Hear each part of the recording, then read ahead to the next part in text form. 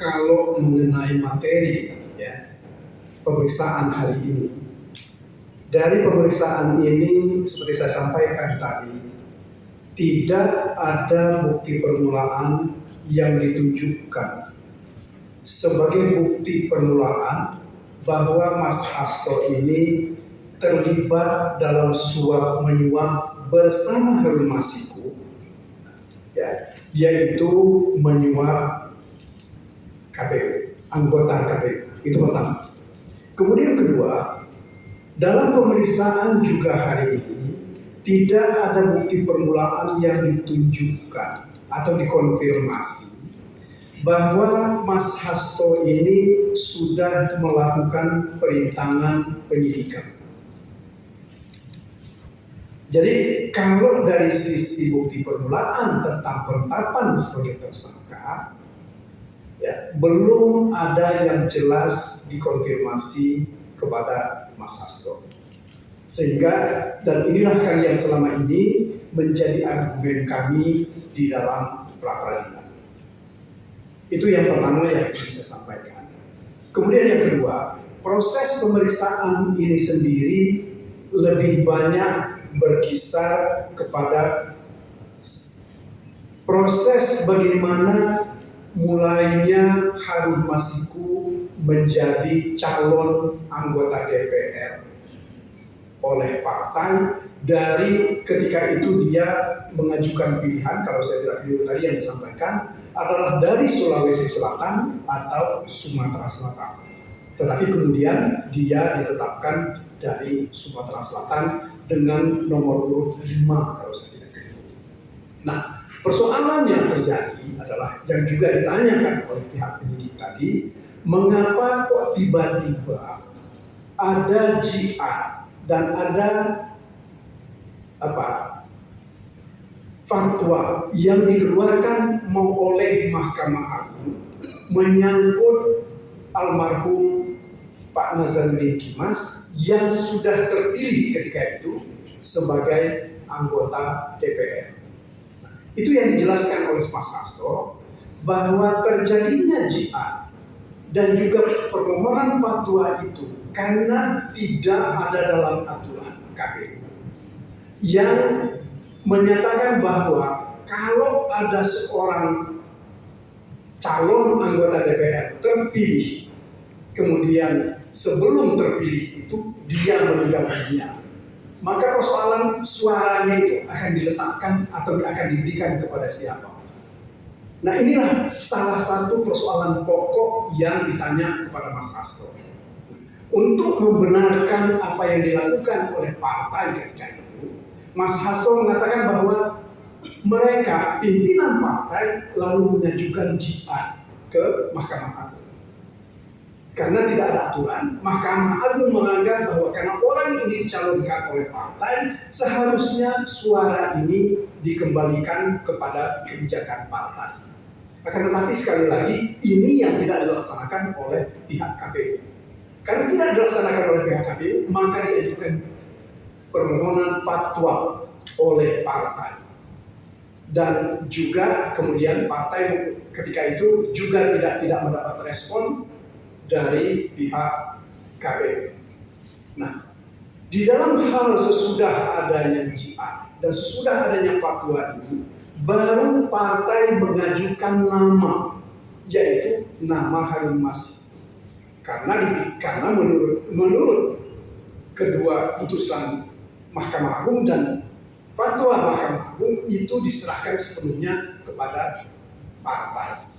Nah, itulah saudara-saudara yang ingin saya sampaikan, yang selalu dipersoalkan seolah-olah bahwa Mas Hasto ini menukangi ya, proses ini supaya Harun Masiku menjadi anggota DPR dari Partai PDIP dari daerah Sumatera Selatan. Tadi itu yang dijelaskan.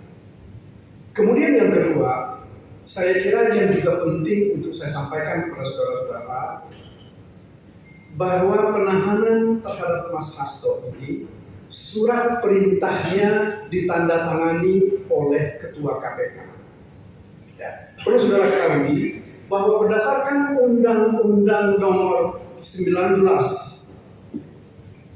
ini suratnya, Undang-Undang Nomor 19 tahun 2019, pimpinan KPK itu bukan lagi sebagai penyidik dan tidak juga menjadi penuntut umum. Sehingga menurut hemat kami, kalau kita tafsirkan bunyi dari pasal ini, pasal 21 ini, maka pimpinan KPK tidak bisa bertindak sebagai penyidik dalam hal ini. Karena yang berwenang melakukan penahanan itu adalah penyidik.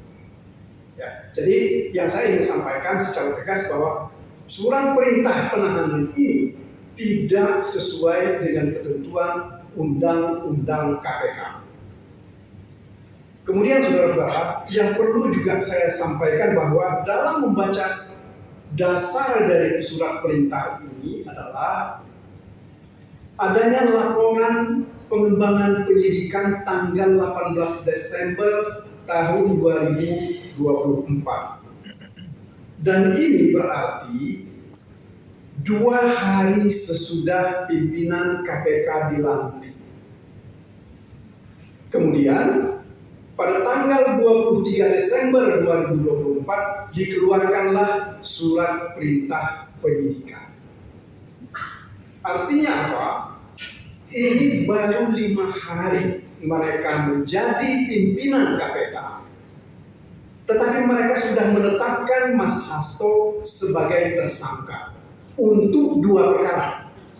Perkara pertama adalah perkara mengenai perintangan penyidikan, yang seperti saya sampaikan tadi tidak ada bukti permulangannya.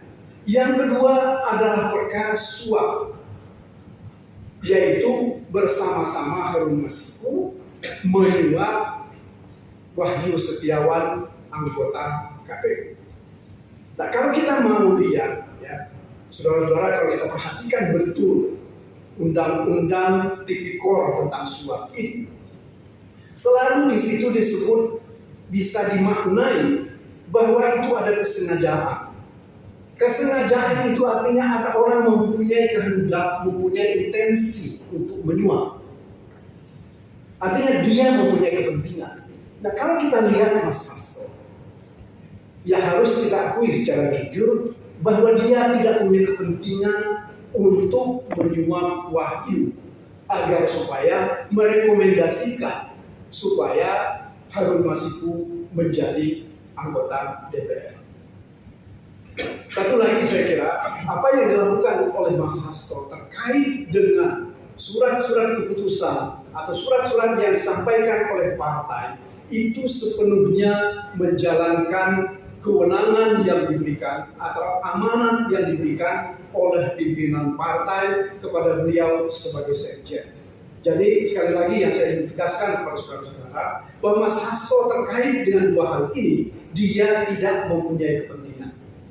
Dan lagi yang mesti saya tegaskan lagi bahwa pimpinan KPK itu tidak mempunyai kewenangan untuk melakukan penahanan. Sehingga penahanan ini menurut hemat kami dilakukan tidak menurut hukum.